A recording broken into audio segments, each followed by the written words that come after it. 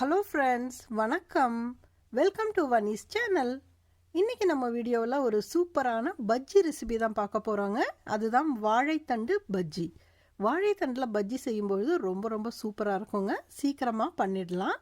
இதற்காக ஒரு பீஸ் வாழைத்தண்டு எடுத்து வச்சுருக்கிறேன். நான் ஏற்கனவே வாழைத்தண்டை எப்படி க்ளீன் பண்ணுறதுங்கிற வீடியோவை வாழைத்தண்டு சூப் அப்படிங்கிற வீடியோவில் நல்லா எக்ஸ்பிளைன் பண்ணியிருக்கிறேங்க. அந்த வீடியோவோட லிங்க்கை டிஸ்கிரிப்ஷன் பாக்ஸில் கொடுக்குறேன், பார்த்துக்கோங்க. இப்போ இந்த வாழைத்தண்டை வட்டமாக கட் பண்ணி க்ளீன் பண்ணி மோர் தண்ணியில் போட்டு எடுத்து வச்சுக்கலாங்க. மாவை கரைக்கிறதுக்காக ஒரு பவுலில் கடலை மாவை சேர்க்க போகிறேன். நான் ஒரு கப்புக்கும் கொஞ்சம் குறைவாக கடலை மாவு எடுத்துருக்கிறேன். கொஞ்சம் கட்டி தட்டி இருக்கிறதுனால ஒரு ஜல்லடையில் சேர்த்துருக்குறேங்க.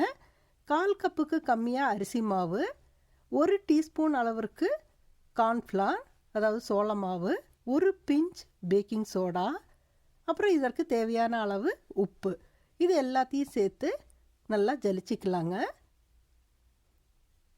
இந்த கடலை மாவு கொஞ்சம் கட்டி தட்டி இருக்குது, அதனால தான் ஜல்லடையில் சேர்த்துருக்கிறேன். ஒரு ஸ்பூனால் லேசாக அமுத்தி விட்டோம்னா அந்த கட்டிகளெல்லாம் உடைந்து நல்லா மாவாக வந்துடும். பாருங்கள், மாவு ரெடி ஆயிடுச்சு. இப்போ இதோட பொடியாக துருவின இஞ்சி கொஞ்சம் சேர்த்துக்கலாங்க. கொஞ்சமாக பெருங்காயம், ஒரு பிஞ்ச் அளவிற்கு பெருங்காயம் சேர்த்துக்கலாம். 1/4 டீஸ்பூன் அளவிற்கு மஞ்சள் தூள், 1/2 டீஸ்பூன் அளவிற்கு மிளகாய் தூள் சேர்த்துக்கிறேன். நீங்கள் காரத்துக்கு வேணும்னா கொஞ்சம் ஜாஸ்தியாக சேர்த்துக்கலாங்க. இப்போ இது எல்லாத்தையும் நல்லா கலந்துக்கலாம்.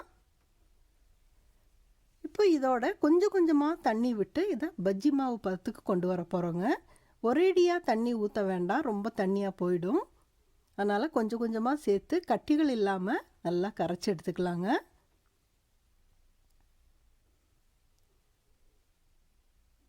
பாருங்கள், நம்ம மாவு வந்து இந்த கன்சிஸ்டன்சியில் இருக்கணும். இப்போ நம்ம ஏற்கனவே கட் பண்ணி வச்சு மோர் தண்ணியில் போட்டு எடுத்து வச்சுருக்கிற வாழைத்தண்டு, அதாவது ரவுண்டாக இருக்குது பாருங்கள், இப்படி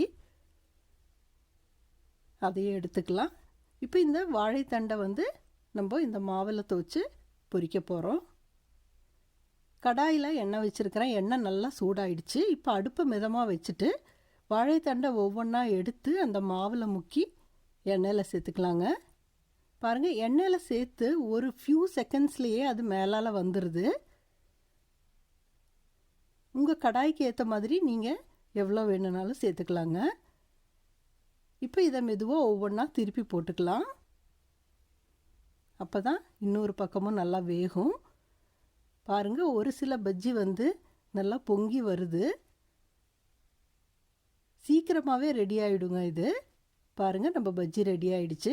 இப்போ மீதம் இருக்கிற வாழைத்தண்டு கட் பண்ணி வச்சுருக்கோம் இல்லைங்களா, அதையும் மாவில் தேய்ச்சி எண்ணெயில் போட்டு எடுத்துக்கலாம்.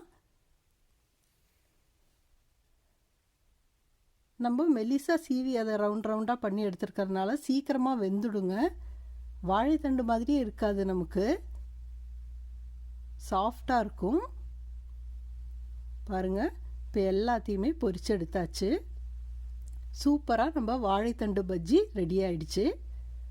நீங்களும் இதே மாதிரி ட்ரை பண்ணுங்கள். எப்போவுமே நம்ம வாழைத்தண்டுனா பொரியல் இல்லைன்னா கூட்டு தான் பண்ணுவோம். இந்த மாதிரி ஒரு தடவை பஜ்ஜி பண்ணி பாருங்கள். ரொம்ப டேஸ்ட்டாக இருக்குங்க சாப்பிட்றதுக்கு. இந்த வீடியோ